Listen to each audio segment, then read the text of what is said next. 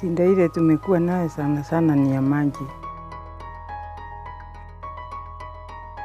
Sisi hatujawahi ona ya mfereji, hiyo ni story. Imagine, na ati tuko Nairobi. There are areas which have lacked water for more than 30 years in Nairobi.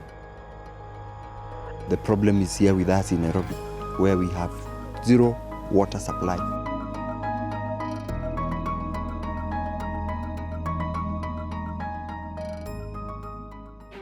Water. This is one of the most vital natural resources for life on Earth. Approximately 71% of the Earth is made up of water, which has not always been available when and where it is needed. On 28th July 2010, the United Nations Assembly declared safe and clean drinking water and sanitation a human right essential.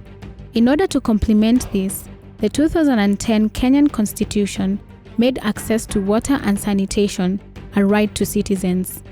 Despite this, acute water shortages have been a thorn in the flesh in Nairobi. Daily, the Nairobi City Water and Sewerage Company supplies 570,000 cubic meters to Nairobi against 720,000 cubic meters we are meant to receive, meaning we have a deficit of almost 200,000 cubic meters. This has led to rationing, thus leading residents to resort to other ways of getting water. Mary Mweke is a resident of Old Donholm Estate in Embakasi for 2 years, and since she moved in, water has always been a problem. Most of the time we miss water. It can come maybe once in a week or not at all. Yeah, and it has been like that for the past 2 years I've been here. I use 500. Those are 50 jerrycans in a week. You can imagine buying water 500 every week, and sometimes more because I have a kid and my family is big. So I end up spending almost 5,000 in a month, just water only. We buy from water traders. They tell us they bring it from Sinai. There's a slum just opposite Caltex. Yeah, that's where they bring from. But we are not sure about it.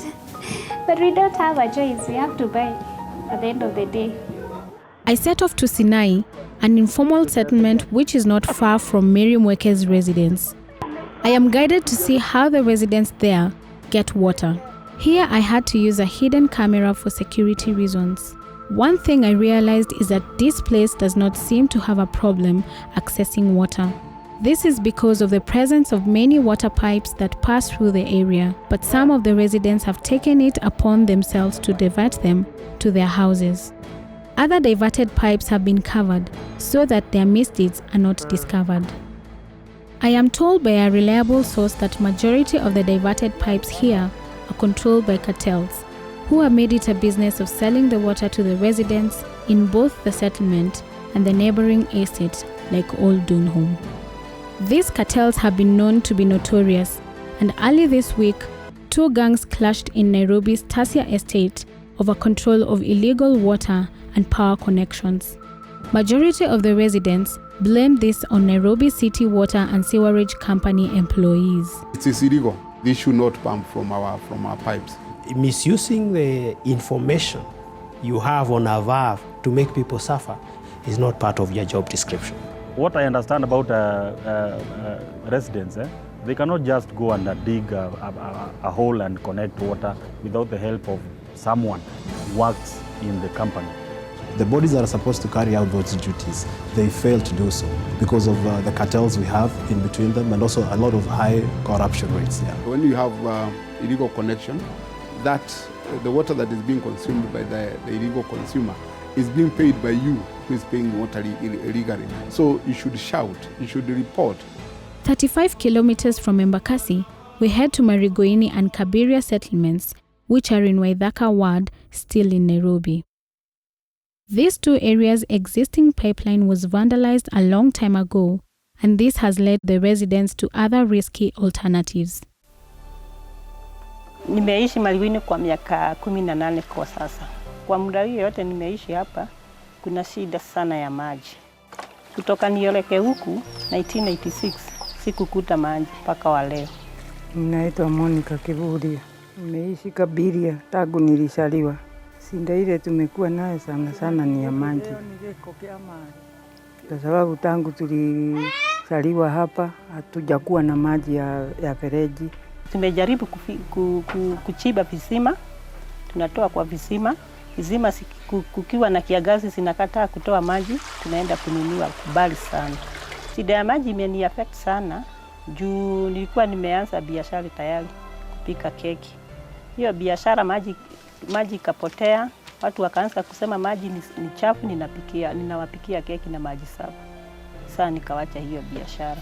Nimefanya nisumbuke kwa sababu hata tangu zamani watoto walikuwa wanaenda kuchukua na vibuyu huko Waithaka. Sasa tumesumbuka mpaka tukajaribu kusimba visima inakauka. Sasa wakati huu ile maji ilikuja ndio tumeona ni afadhali. Residents have been using water from water vendors, boreholes and shallow wells due to lack of another alternative at the expense of their health. Monica cannot use the borehole water for drinking, hence has to look for clean water elsewhere. And as for Virginia, the water from the shallow well is not fit for human consumption and has affected her son's skin. This has led to her spending more for clean and fresh water for her family. Ninatumia ya kupima kwa sababu ni maji ya kwenda kushota. Ninapima kwa sababu ni sasa nikimwaga sana, mimi nitaumia. Kwa wiki moja ni lazima niwe na 500 za maji peke yake. Na sasa hiyo maji sifui naye ni ya kukunywa, kupika na huyo mtoto juu ya kumuosha. Sasa ya kufua nguo ninatafuta kwa kisima. Nguo za white zimeanza kupalala. Zimeharibika sana juu ya hiyo maji. Saa hii sisi ni wasee, tunashota maji mpaka unasikia wewe umechoka. Kuna snails, unaweza kuja ukute ile kitu ya nyoka, sijui ni nyoka inakuwa inajitoa hiyo ngozi. Alafu unaweza kuja ukute hata vyura zimekufia huko ndani, unakuta skeleton ya chura huko. That area does not have water at all. They survive on shallow wells. And these shallow wells, they are not sure of the quality of that water. When we talk about water, everybody thinks of Turkana. But the problem is here with us in Nairobi, where we have zero water supply.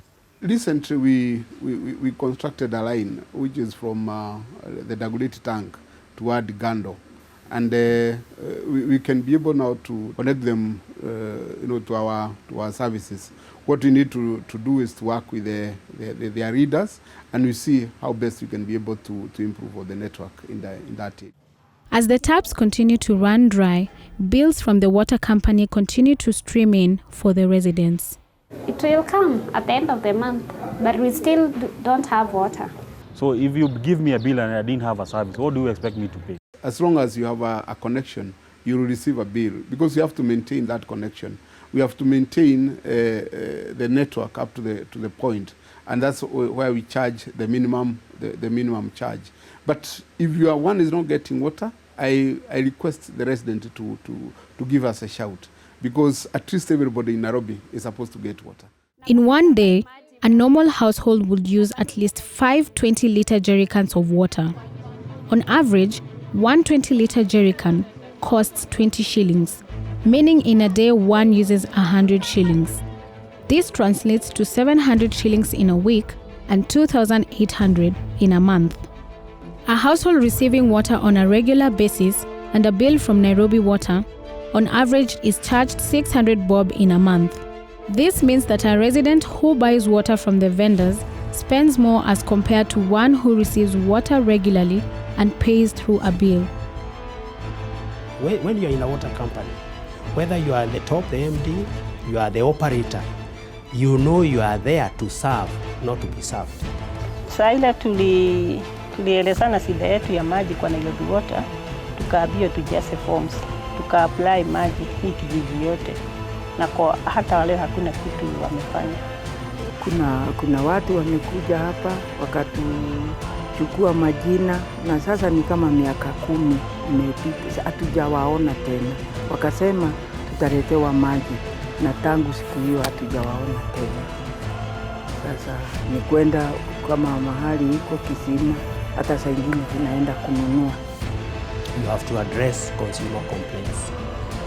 If you are not able to address a complaint, that is where we come in to enforce that aspect of you making sure that you address that complaint. These complaints continue to come in from the residents, and in order to address them efficiently, Nairobi Water and Water Service Regulatory Board WASREB have introduced MajiVoice, which is an electronic system that consumers will use to forward their water complaints. Though, are residents aware of this electronic complaint system? I've never heard about MajiVoice. MajiVoice? I've not heard of it. I know of Nairobi Water, but the product?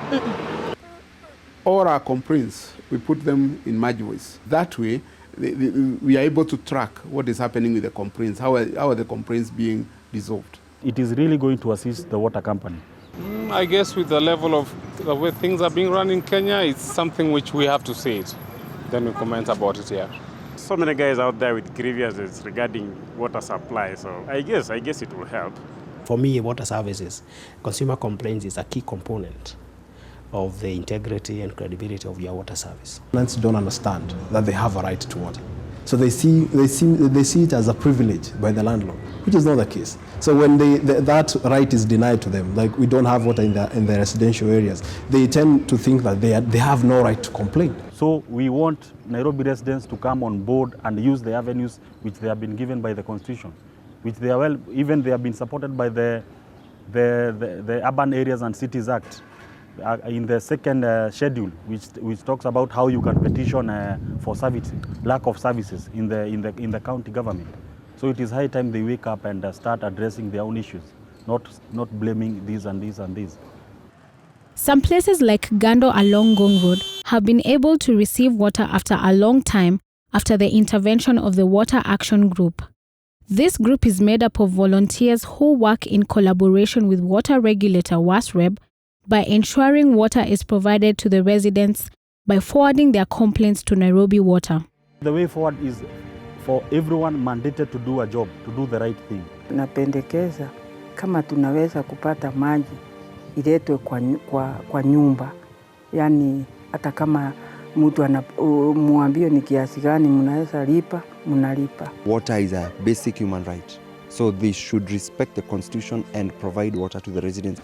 The very important thing is how to improve on the water sources. This will be able to increase the flows of water to the city of Nairobi. So by allowed 2018, we believe the water shortage in Nairobi will have been addressed. The way forward is just continuing to plan and reviewing the plans and also implementing those plans, but also continuing having the strategic objective or perspective as you implement the plans. Ningewahimiza na niwaambie tafadhali, watu wa Maliwini wameteseka miaka mingi. Tuna wagonjwa wengi, vizima huku watoto wanaanguka kwa maji, zingine ziko na nyoka, ngozi watu wamepalala sana, tuna shida ile baya sana. Kilio yetu sasa inaenda miaka 25, wakuje watusaidie, watuwekee maji tu. In order to combat water shortage in Nairobi, all parties should be involved from the major stakeholders to the residents. Corruption and negligence continue to be the major factors that affect service in this country, and unless addressed, people will continue paying for service not offered.